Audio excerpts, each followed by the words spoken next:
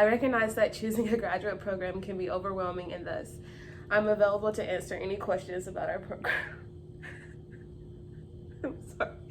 I read this email so many times.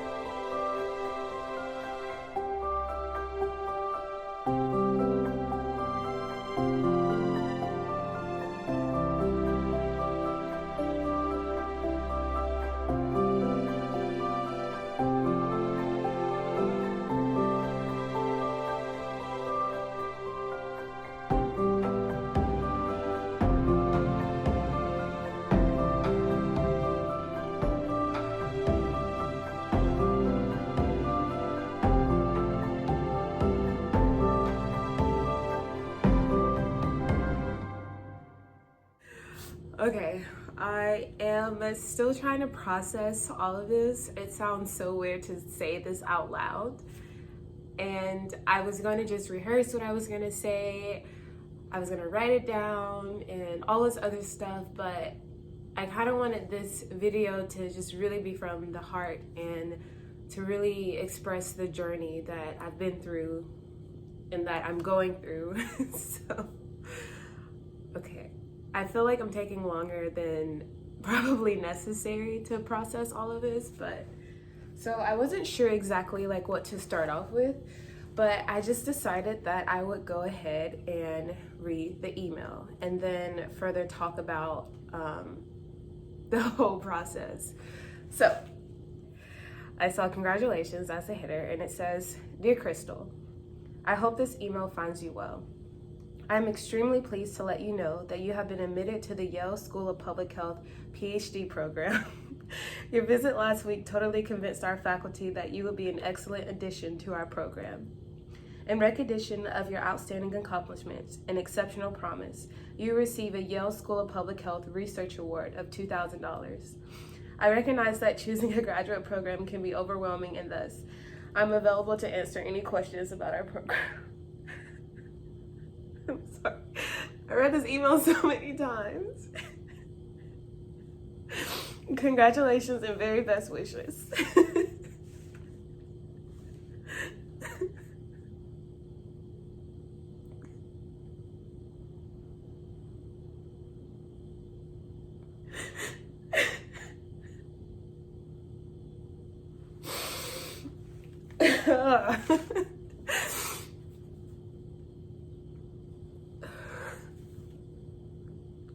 Okay, so even though I've read that email like so many times,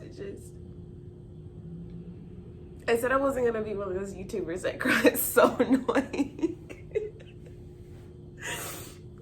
But oh my god. So I read that at 1:30 a.m. and I was exhausted because it was a Wednesday night and it's the middle of this work week for me, or the school week. And so I didn't read the whole message. I actually put it down because I was just like, no way that just said what I thought it said. So I put my phone down, and for like 30 minutes to 45 minutes, I was literally like screaming into my pillow because I was just like, first of all, you need some sleep, so like stop, like you can't be excited right now, your heart rate is way too high for you to go to bed right now. And so I eventually fell asleep, and when I woke up in the morning, I opened my email and completely like read the whole thing through, and it was exactly what I read. I went ahead and I called my mom. She was the first person I called, and I was just like, "Mom," and I sent her a screenshot of the email, and she read it, and she just like started thanking God, and we were just literally just like, thank you, because humble beginnings, let's just say that. So I called all of my family and friends, and I pretty much just called all my mentors, every faculty member, every mentor that wrote a letter of recommendation for me, and I called them personally and let them know before I announced it anywhere. At the time of me making this video, I still haven't announced it on social media, but I will today because we'll talk about that. But when I called my mentor from my previous graduate program, I was just like, I don't know what to do. And he was just like, is this where you want to be? And I was like, yes. Like, I wanted to respond to the email immediately and just be like, of course I'll come to Yale. But I didn't want to seem like too excited. And I don't know if that sounds weird, but like, I literally was just like, you can't respond within the first day, first 24 hours, because like, I don't know, like I thought you couldn't do that. I thought you have to like make them wait and like make them think that you aren't really that excited. But I was stoked. Like I'm still excited because this just happened Thursday and it's now Saturday, and it's taken me this long to literally process it and talk about it. So I did end up responding, and I told them that during my visit at Yale, I've never been in an environment where I felt so supported.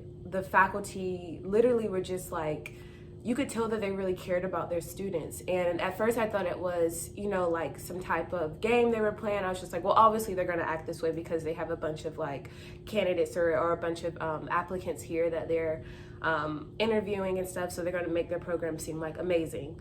But it was real. Like I talked with so many other doctoral students there, and we actually talked until like 11 o'clock at night, and it was just a fantastic experience. And I felt like I belonged there.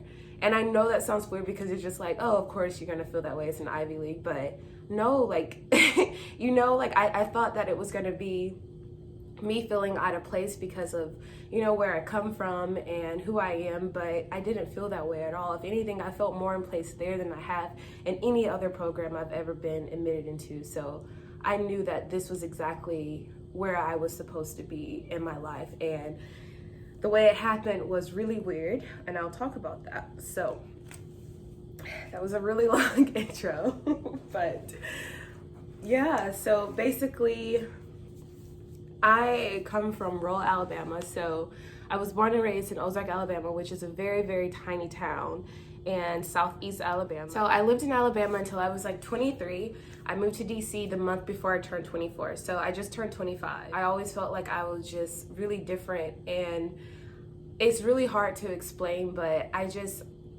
felt like there was something bigger than Ozark. And Ozark is very tiny, so it's very like rural Alabama. So of course there's something bigger than Ozark, but obviously I hadn't seen it at that point. And so I had this feeling inside of me like, you have to leave your home state, you have to put yourself out there. But I was comfortable, and a comfort zone is a beautiful place, but nothing ever grows there.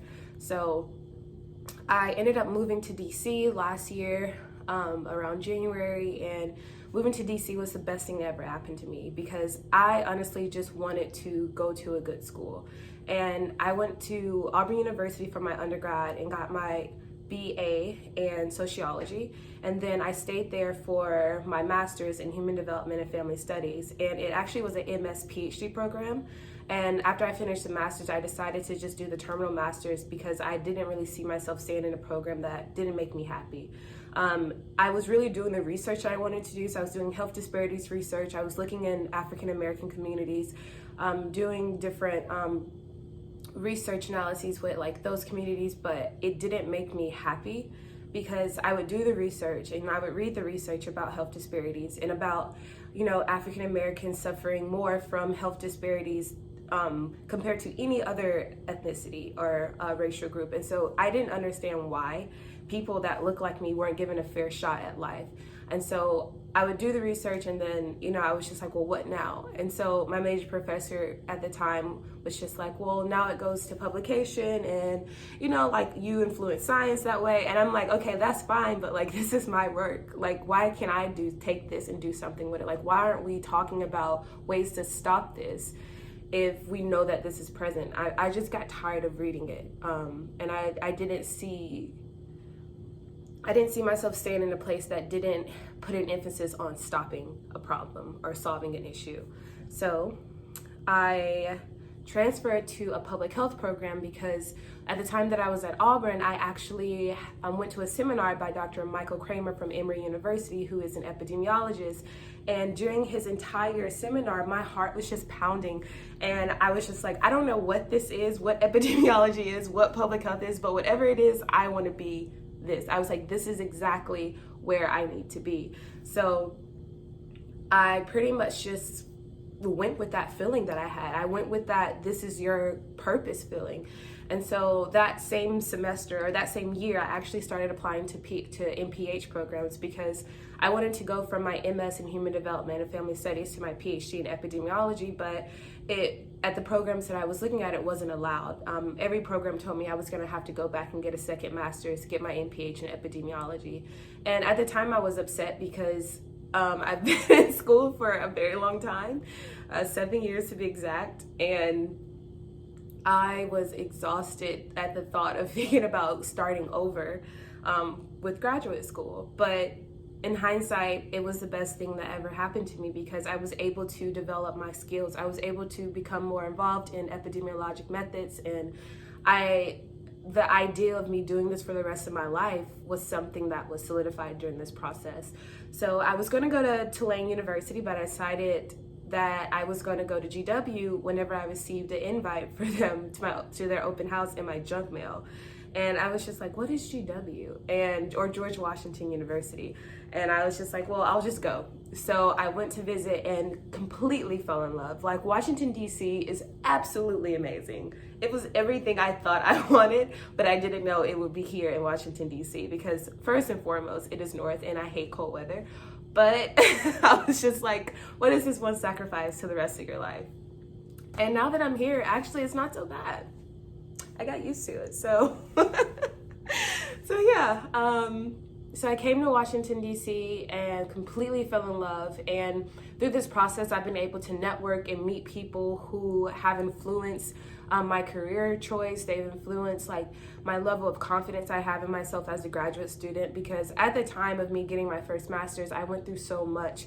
I was told that I couldn't finish my master's. I was told that what I was trying to do was impossible, and I just wasn't getting the support that I needed from a program. Not saying that my program was terrible, it just didn't fit for me. It wasn't a right fit. And program fit for graduate school is a big thing. Like, you really want to be in a place that matches your needs. So I came to GW, and when I say my needs were matched up and above, like, this school is amazing. I actually, like, my academic advisor during this process, she was the one that convinced me to apply to Yale, because it was last semester, and I was, trying to figure out if I was gonna pursue, like, I always knew that I wanted my PhD. That was my whole reason for coming here, because this is something that I wanted to. I wanted to be trained as an independent researcher so I could do the work that I saw necessary. The people in the positions and doing the work that I wanted to do and making the type of impact that I wanted to make, they all have their doctorate. They either went straight through and got it, or they worked some time and came back. But I knew, like, at that moment, I was like, this is exactly what I want to do. And since being here, it showed that this is something I want to do. Like, everything just makes sense, and I've been able to do well because this is my purpose, this is my path, and I know that, and I feel it, and I know that God is calling me on this path for a reason. So, all that to say, I went to my advisor and I was telling her about some of the schools I wanted to apply to, and I told her that I might just stay here at GW, and she told me to consider other programs that might fit my needs a little bit more. And I was like, well, the programs that I want to go to are really like they're competitive, like they're top schools. And she was just like, so? And I was just like, did you not just hear what I said? Like, they're like really, really competitive schools, like Yale and Harvard and Hopkins and UCLA. Like, those are the programs that are doing the work and making the type of impact I want to make. But I don't have the GRE scores for that. And she finally convinced me to do it. And she said to me, you already have so many people trying to count you out. You already have so many things trying to count you out. Why would you count yourself out? And that really resonated with me, because I realized that I wasn't giving myself a fair chance. And I decided to apply to Yale. It was the very last school I had on my list, because it was my first choice, but the last school I put on my list because I didn't feel like I was gonna get in. I didn't feel like I was good enough to be in a space like that. So I applied. Before I applied, and I'll talk more about this in a separate video because it's a really lengthy process, but I'll talk about the process of actually applying for schools, and I'll give advice on how I pretty much I put myself out there, and I made sure that these programs knew who I was. I made sure they knew that I was passionate about this, and I did it before I actually applied. That way, when I did apply, they already knew me, and so they could keep an eye out for my application. So I submitted my applications, and then I got the interview about 2 weeks ago. So it was the weekend of my birthday. So my birthday was February 6th, and I got the interview for February 9th. So I was really excited, and when I went to New Haven, I completely fell in love. The program was even better than what I expected, and I knew that I belonged there. I knew that this was a place that I was going to be trained by some of the best leaders in public health, and I was going to have my opportunity to make a difference in my community, because that is the only thing that I want to do, is serve. I want to do something to help people who are dying, people who don't really know that they're disadvantaged, or people who know they're disadvantaged but they have no idea what to do.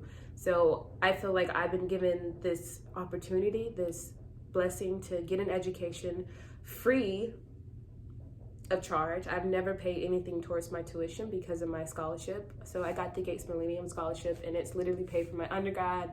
It didn't pay for my first master's because that master's was covered because I was a statistics TA. So if you teach for the program, you actually get free tuition.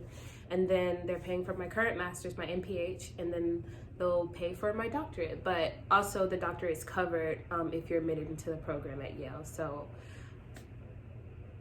God has just been so good.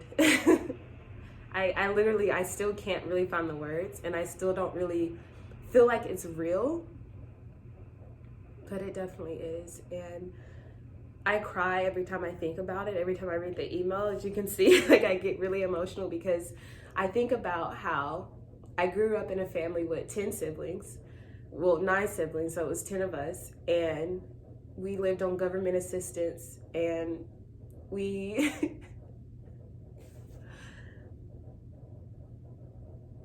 I didn't realize that we were disadvantaged. I knew that there was a difference between my family and other families because I would go to school and I would see people who were able to, like, afford things that I couldn't. I remember just, like, living in a place that was just, like, infested with bugs, and I could not deal. And the only thing I ever wanted was a house that was big enough for me and all my siblings to have our own room. That's the only thing I ever wanted. That was, like, my dream as a kid. I never fantasized about being married or having kids. Like, my fantasy was just a home, a nice home for me and my family. And I can remember, like, watching my dad suffer and not knowing. Sorry. Like, watching him suffer and not knowing that he was dying. I didn't know that he had cancer. None of the little kids knew because they just told us that he was sick. But when you tell a kid that someone is sick, you think, like, oh, they have the cold and they'll get better. But he never got better. And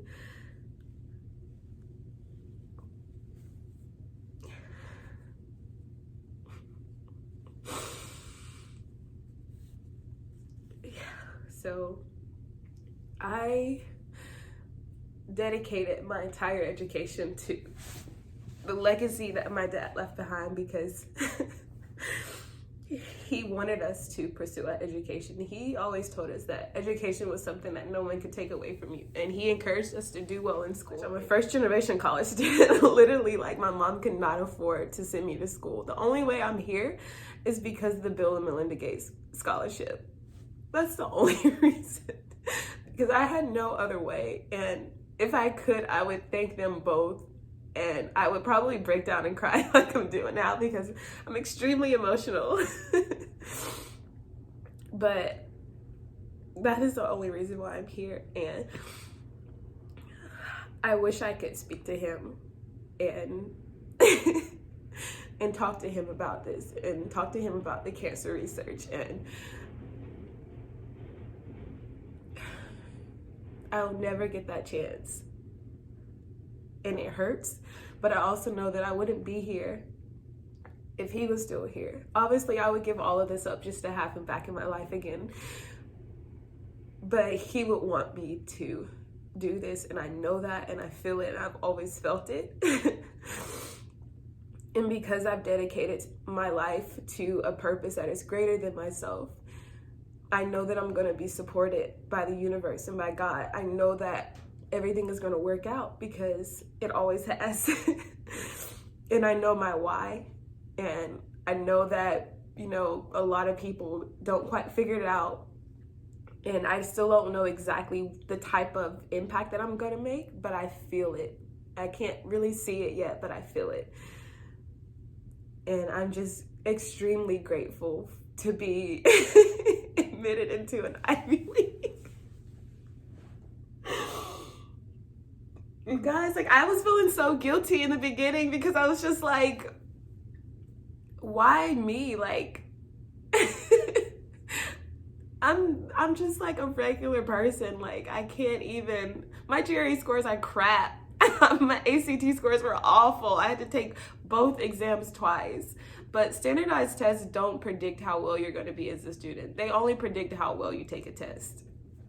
And studies show that usually minority score worse on standardized tests anyway, which is why a lot of the programs I was applying to didn't really put a lot of weight on their GRE scores, especially when it came to a minority applicant. So when I called Yale and I was just like, hey, like, my GRE scores are awful, is that gonna be the only thing? And they were just like, we actually don't really care about GRE scores, it's like 1 point, and we almost got rid of it. So that should let you know how much weight we put on the GRE. So I was just like, this is a place I want to be. Thank you so much. So it's still taking some time. I'm still I'm still processing, and maybe I'm being like super dramatic. Maybe I'm being like super dramatic and I just need to like just, but I'm extremely blessed and extremely happy, and this is only the beginning of something great. I really feel that in my spirit, that this is something,